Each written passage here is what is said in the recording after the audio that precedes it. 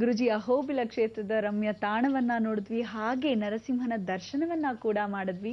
ಮುಂದೆ ಗುರುಜಿ, ಈ ಅಹೋಬಲ ಕ್ಷೇತ್ರದ ಮಹಿಮೆ ತಿಳ್ಕೊಂಡ್ರಿ, ಇದರಲ್ಲಿರ್ತಕ್ಕಂಥ ಒಂದು ಸಾರಾಂಶವನ್ನ ನೋಡಿದ್ವಿ. ಅದಾದ್ಮೇಲೆ ಅನಂತ ಪದ್ಮನಾಭರ ವ್ರತವನ್ನ ಮಾಡ್ತಾ ಇರತಕ್ಕಂಥ ಅವಕಾಶವನ್ನ ಮಾಡ್ಕೊಂಡ್ವಿ. ಆದರೆ ನಾಳೆಗೆ ಮೊದಲು ಇವತ್ತು ಸಿದ್ಧತೆ ಪಡಿಸ್ಕೊಳ್ಳೋಕ್ಕೆ ನಿಮ್ಗೇನಾದ್ರೂ ಸಾಧ್ಯವಾಗತ್ತಾ ಅಂದರೆ, ನಾಳೆಗೆ ಉಮಾಮಹೇಶ್ವರ ವ್ರತ ಅಂತ ಕರಿತೀವಿ. ಪಾರ್ವತಿ ಪರಮೇಶ್ವರನ ಕುರಿತು ತಪಸ್ಸನ್ನ ಮಾಡ್ತಾಳಂತೆ. ಅಂದರೆ ಅವಳು ಉಗ್ರತನೆಯನ್ನ ತಮೋ ಗುಣಕ್ಕೆ ತರಬೇಕಾಗಿದ್ದಾಗ ಪರಮೇಶ್ವರನು ಒಲಿಬೇಕಲ್ಲ. ಅವನು ತಪಸ್ಸಲ್ಲಿ ಕೂತ್ಕೊಂಡಾಗ ಸ್ವಲ್ಪ ಏನಾದರೂ ಡಿಸ್ಟರ್ಬ್ ಮಾಡಿದ್ರೆ ಅವನೇನಾಗ್ತಾನೆ, ತಪಸ್ಸು ಭಂಗವಾಗೋದ್ರಿಂದ ಮೂರನೇ ಕಣ್ಣು ಹಿಂಗೆ ಬಿಟ್ರೆ ಭಸ್ಮ ಆಗೋಗ್ತಾರೆ. ಅದೇ ಕಾಮದಹನ ಅಂತ ಕರಿತೀವಿ. ಅದಕ್ಕೋಸ್ಕರ ಈ ಕಾಮದಹನವನ್ನ ಮಾಡ್ಕೊಳ್ಳೋ ಅವಕಾಶ ನಾಳೆ ಇದೆಯಪ್ಪ ನಿಮಗೆಲ್ಲ. ಪರಮೇಶ್ವರನ ಉಮಾಮಹೇಶ್ವರಿ ಆಗಿರ್ತಕ್ಕಂಥ ಉಮಾ ಅಂದ್ರೆ ಪಾರ್ವತಿ, ಅವಳು ಪರಮೇಶ್ವರನ ಎಬ್ಬಿಸ್ತಾಳೆ.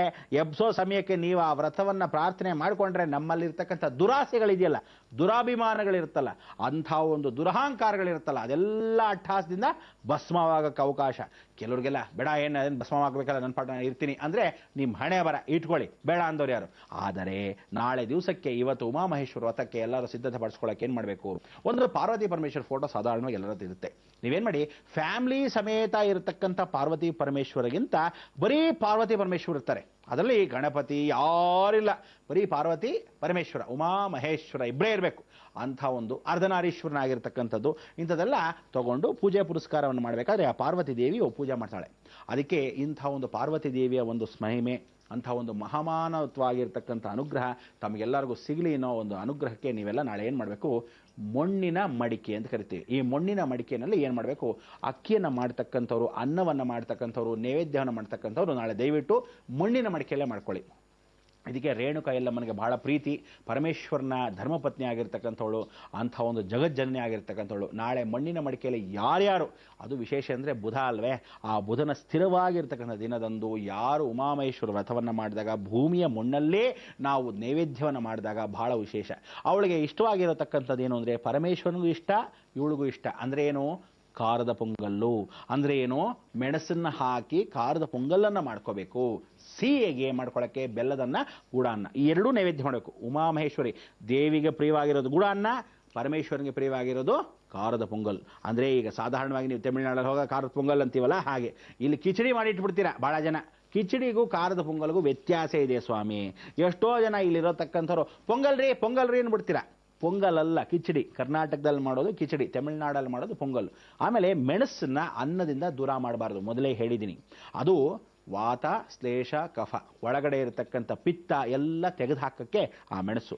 ಅಂದರೆ ಆ ಕಾಲದಿಂದ ಮೆಣಸನ್ನ ಬೆಳಗ್ಗೆ ಎದ್ದು ಜೀರಿಗೆ ಮೆಣಸನ್ನ ಅನ್ನವನ್ನು ತಿಂದರೆ ಸಾಕು, ದೇಹದಲ್ಲಿರೋ ಸರ್ವ ವ್ಯಾಧಿ ನಶಿಸಿ ಹೋಗುತ್ತೆ. ಅದೇ ರೀತಿಯಾಗಿ ಆ ಮೆಣಸನ್ನು ಸರಿಯಾಗಿ ಗಮನ ಇಟ್ಟು ನೋಡಿ. ರುದ್ರಾಕ್ಷಿಯ ಸ್ವರೂಪ ಆ ಪರಮೇಶ್ವರನ ರುದ್ರಾಂಶದಲ್ಲಿ ಎಲ್ಲಿ ವೀಳ್ಯದೆಲೆ ಜೊತೆ ಸೇರ್ಕೊಂತಾನೆ. ವೀಳ್ಯದೆಲೆ ಸೇರ್ಕೊಂತಾನೆ, ಸಂಗಮಾನುಗ್ರಹತೆ ಸಿದ್ಧಿ. ಅಂದರೆ ಆ ಸಂಗಮ ಎಲ್ಲಿ, ಸಾಕ್ಷಾತ್ ದೇವಿ ಅಂಶ ವೀಳ್ಯದೆಲೆ. ಅದಕ್ಕೋಸ್ಕರ ವೀಳ್ಯದೆಲೆ ಸೇರ್ಕೊಂಡೇನೆ ನಾವೆಲ್ಲ ಮಲೆನಾಡು ಪ್ರದೇಶದಲ್ಲಿ ಮೆಣಸನ್ನು ನೋಡೋದು. ಆ ರೀತಿಯಾಗಿ ಅನ್ನದ ಜೊತೆ ಸೇರಿದಾಗ ಪಾರ್ವತಿನಿ ಅನ್ನ. ಅದಕ್ಕೆ ಅನ್ನ ಚಂದ್ರ ಸ್ವರೂಪ, ಸೂರ್ಯನ ಸ್ವರೂಪ ರುದ್ರಾಕ್ಷಿ. ಈ ಎರಡೂ ಸೇರಿ ನೈವೇದ್ಯವನ್ನು ಪರಮೇಶ್ವರನಿಗೆ ಮಾಡೋದೇ ಪಾರ್ವತಿ. ಅದಕ್ಕೆ ಉಮಾಮಹೇಶ್ವರ ವ್ರತ ದಿವಸ ಯಾರು ಖಾರದ ಪೊಂಗಲನ್ನು ನೈವೇದ್ಯ ಮಾಡ್ತಾರ ಪರಮೇಶ್ವರನಿಗೆ ಸಂತೃಪ್ತಿ ಪ್ರಿಯ.